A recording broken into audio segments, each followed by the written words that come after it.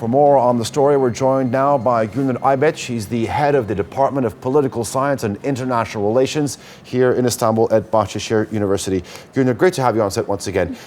If Daesh is the common enemy here, why has Iran and countries like Syria and Iraq, who are the center of this, not been included?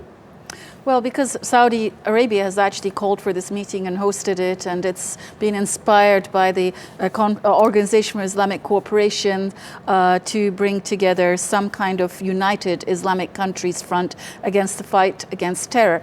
I think time-wise it's quite significant in the sense that there's been this correlation very wrongly associating Islam and terrorism, especially since Daesh really made it center stage. And I think for Islamic countries in the region to take ownership of the fight against terror is quite significant. But on the other hand, of course, the limitations are with Iran and Saudi Arabia being such rivals that Iran's not in this, and Oman, of course, has abstained. So, rather than, we have to look at who's in this coalition. It's quite a big coalition of 34 countries, but also focus on who's not in it. But also you mentioned that, it's against Daesh. It's not just against Daesh. I think, that there's also, from reading the sort of press statement, I'm getting this,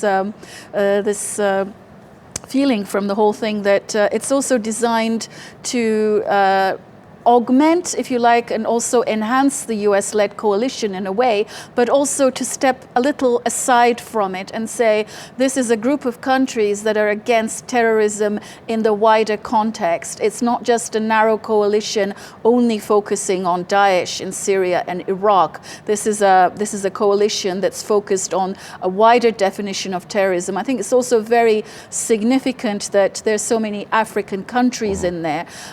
So I suppose what they're thinking about is, the future down the road, potential instability in North Africa. For example, spillovers from the vacuum in Libya, occasionally seeing more sporadic ISIS or Al-Qaeda spin-offs appearing in places like Tunisia. Now we have Nigeria on board, possibly with Boko Nigeria, Haram. of course, I was going to say, yeah, Boko Haram as well. So, it's a much wider dimension and some kind of regional responsibility. But I think it would also be wrong to view this as a solely military coalition as such. I think in the military aspect, they will probably log in with the existing US-led coalition. Some parts of it, I think, not all, because it's a lot of countries, 34. But in a wider context, we also have to look at what this coalition can do in terms of tapping into and disrupting international networks, transnational networks that terrorist groups feed off. And particularly, I think it's very significant that it's come on the heels or the same time as the EU Council meeting in Brussels, where the main agenda is terrorism financing.